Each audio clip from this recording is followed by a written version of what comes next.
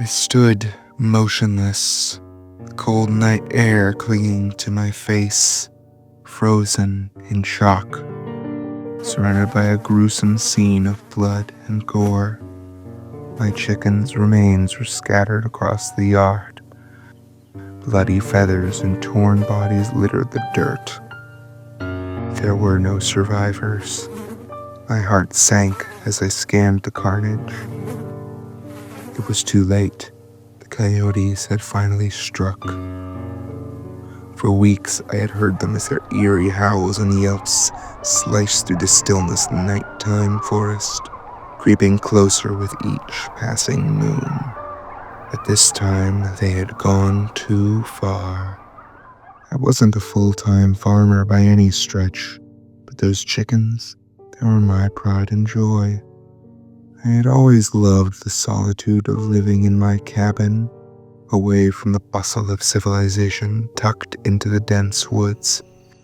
Hundreds of acres of untouched wilderness stretched beyond my home, and I had roamed them often, hunting game, feeling at peace with the silence and isolation. But I had been too lenient with those pests. In my anger, I made a vow. It was time to act. If they came to my land, I'd go to theirs.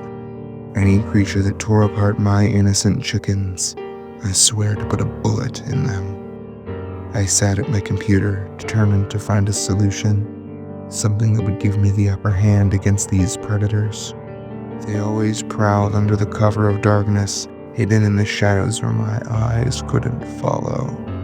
My greatest weakness was the night itself. I looked up thermal scopes for my rifle, but was discouraged at seeing how expensive they were. After some more digging, I found a local seller on an online marketplace. Apparently he sold all sorts of surplus military gear.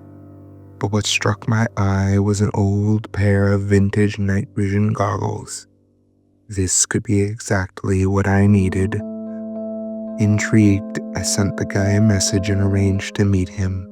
When I arrived, his place was a cluttered mess of old military gear. Helmets, radios, patches, and uniforms from wars long past. He handed me the goggles and I immediately noticed how heavy they felt. Cold metal smooth against my hands. "Go on, try 'em," he said, a faint grin tugging at the corner of his lips. When I turned them on, a deep crimson glow flooded my vision. I frowned, confused.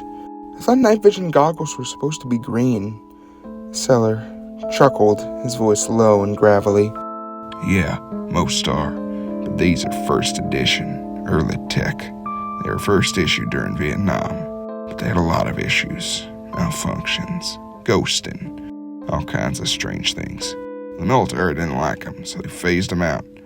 No clue what they were going on about, but I got a pair myself. I never had a problem with them once." I hesitated for a moment, but the price was too good to pass up. I thanked him, paid in cash, and headed back home. The goggles now in the passenger seat beside me. As I drove through the winding, empty roads back to my cabin, I silently sat and mentally prepared for a long night of hunting. Later that evening, I did one final checklist before I headed out. Camouflaged clothing, scent masking spray, my trusty rifle, my pack with extra ammo and gear, and of course, my new night vision goggles. I grabbed a few of the better preserved chicken corpses as bait to lure out coyotes from the shadows.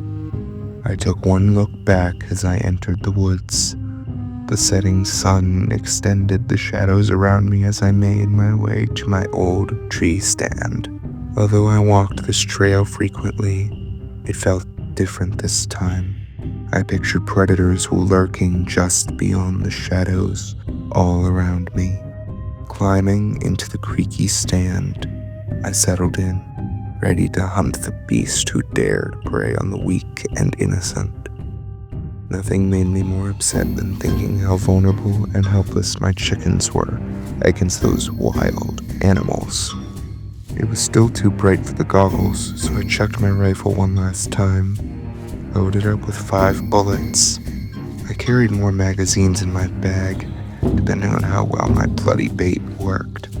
My chickens surely lured them in before.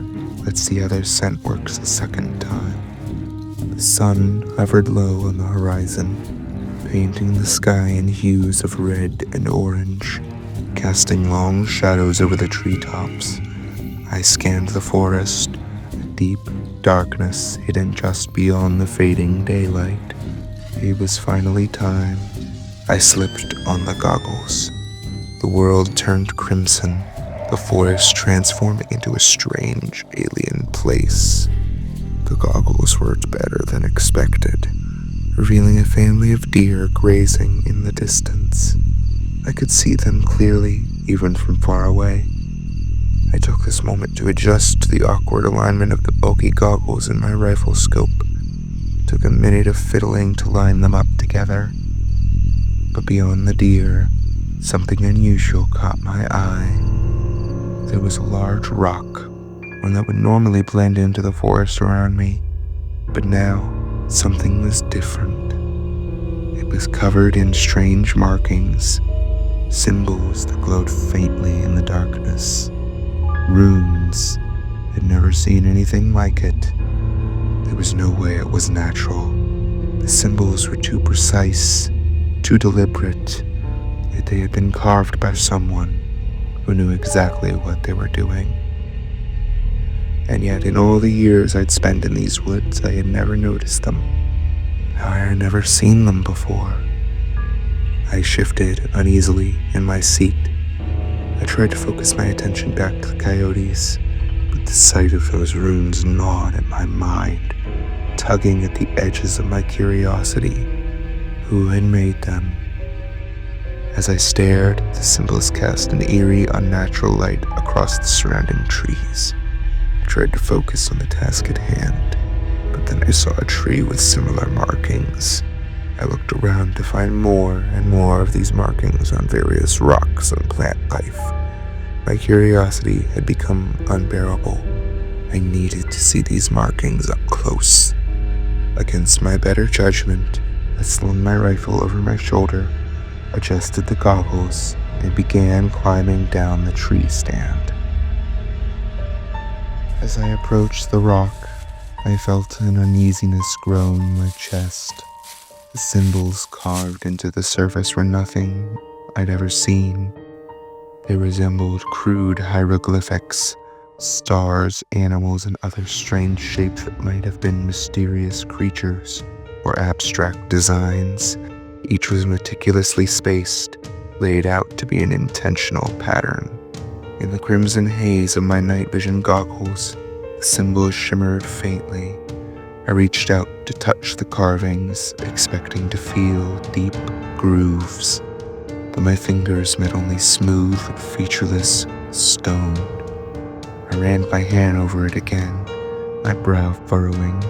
There was no texture, no indentations, just a perfectly flat surface. Confused, I slid the goggles up to my forehead.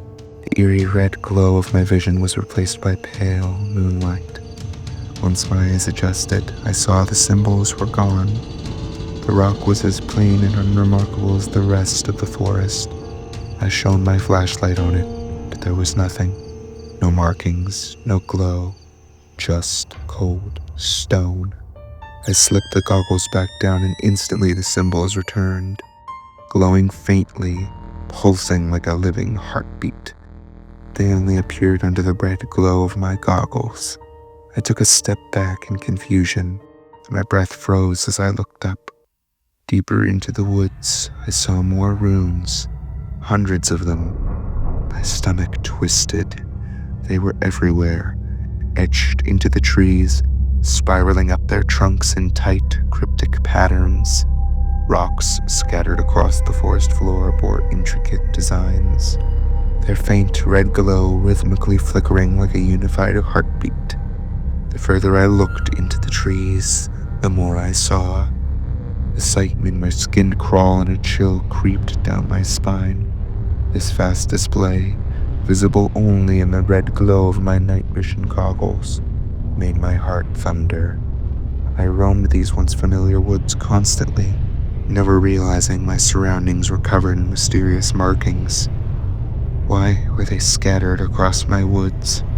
What purpose did they serve? A sense of dread settled over me. The deeper I looked into the woods, it appeared as if almost every surface was overflowing with runes, only visible through these new nightmarish goggles. The realization paralyzed me. The fact that so close to my house, there was an entire world I knew nothing about.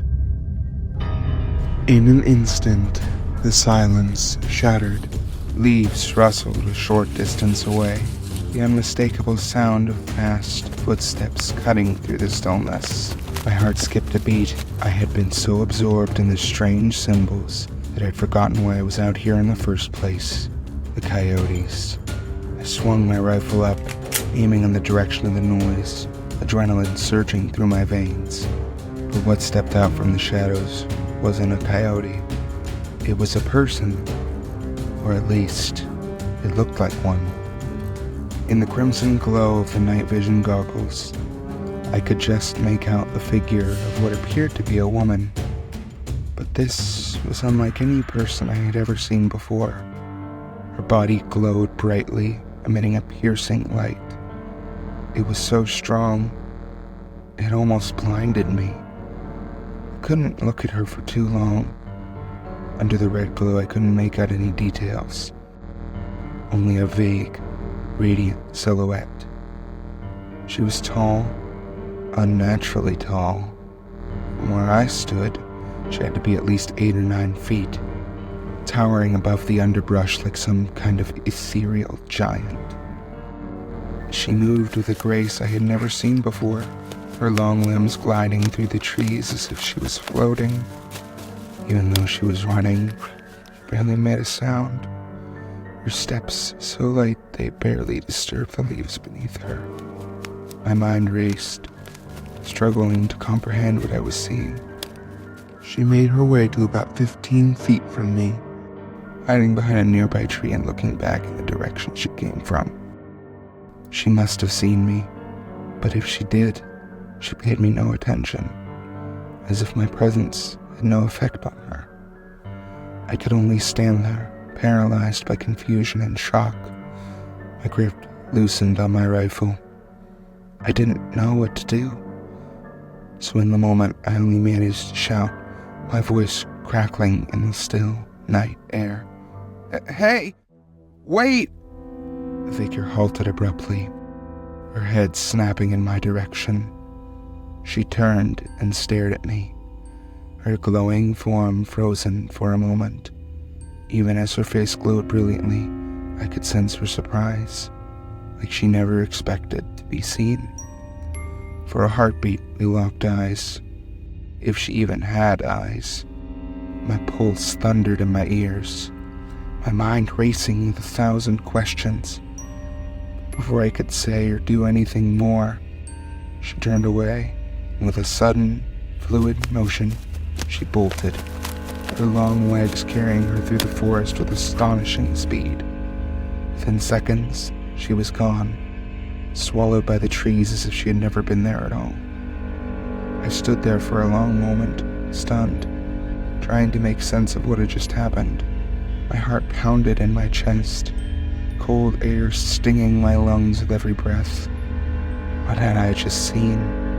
Was there someone, something, living out here in the woods, right outside my house? Or how could she, or it, be so tall? My mind scrambled for an explanation. Nothing made sense. Then a thought crept in, one that sent a shiver down my spine. What if she wasn't human? I shook my head, trying to steady my thoughts, whether she was human or something else. I needed to find out where she had gone. I couldn't just let this go. I would never be able to sleep if I knew this giant, slender being was running loose, less than a mile away from my bed. Determined, I slung my rifle over my shoulder and began moving in the direction she had disappeared. my eyes scanning the trees for any sign of her. She made large, heavy tracks on the ground, crushing the dirt with her massive strides. It was easy to follow her path. The hard part was keeping my sanity and calming down my anxious heart. These once familiar woods had never felt so ominous, so alive with secrets I needed to uncover. I tracked the towering figure deep into the woods, farther than I'd ever ventured before. Each step of her massive stride was more than 10 feet apart, leaving crushed plants and displaced soil as a reminder of her imposing figure. The trees around me were unfamiliar, but I had to know where she was headed. The deeper I went, the more I began to question my own sense of reality. The runes were marked on more and more of the trees, now covering vast sections of the forest. I continued, lost within my own swirling thoughts, till I saw something in the distance, far ahead of me. A sharp light pierced through the darkness, slicing through the trees like a wide beacon. It stretched out before me as far as I could see in both directions. My night vision goggles amplified the glow, transforming it into an intense, almost unbearable radiance. Even from far away, every instinct told me to turn back, but curiosity kept pushing me forward. I moved cautiously and quietly now, fully aware that I was stepping into unknown territory. A new world laid ahead, and I had no idea what to expect. My grip on the rifle tightened, giving me a small but fragile sense of security. It was the only thing that made me feel remotely calm, although my pounding heart seemed to disagree. As I drew closer, the source of the light became clear, and once I saw, my breath caught in my throat. A procession of towering figures, dozens, maybe even hundreds of them, moved slowly and silently through the woods. They glowed with a piercing, bright white light, identical to the woman I had seen earlier. Each one was impossibly tall and slender, their towering forms at least 10 feet high, if not more. They walked with slow, deliberate steps, pausing briefly in unison after each footfall, while others rode atop massive, ghostly horses that seemed to glide just above the ground. The entire scene was both mesmerizing and terrifying. Their heads were bowed as if they were deep in some ritualistic prayer. I wanted to get a better look at them, but the brightness was too much. The glow was so overwhelming through the goggles that I could hardly make out any more details. I slid the goggles off my face, wondering if this was one of the malfunctions the seller warned about. But before my naked eye, the procession instantly vanished from sight, disappearing in the soft moonlight. The forest around me was suddenly still. The only sound was the soft rustling of leaves in the breeze. But the ground beneath their feet told a different story. A deep, well-worn path cut through the underbrush, a testament to countless journeys traveled this way over the years. Even though they were no longer visible, I saw the indentation of their feet leaving fresh marks deep in the ground as they walked. My heart raced. What were these things? Were they creatures that existed beyond the visible spectrum? Beyond what us humans were ever meant to witness? Invisible beings that move freely through the world, unseen by human eyes. My mind struggled to process what I had stumbled upon. Maybe there were things in this world that we were never supposed to see. Despite the fear gnawing at the edges of my mind, something compelled me to follow them. I had to know more. Where were they going? What was their purpose? I slid the goggles back on, squinting against the sharp brightness. I looked harder, trying to find out more about these figures. They moved with a slow, deliberate grace, Each one wore long, thick robes with wide sleeves that hung down, covering their slender frames all the way to their feet. Some carried lanterns, adding to the blinding light that surrounded them. Others had tall, slender poles with flags attached that fluttered faintly in the air. The symbols on the flags were unfamiliar, foreign. I recognized some of the markings as those of the same hieroglyphics that adored the trees and rocks all around me.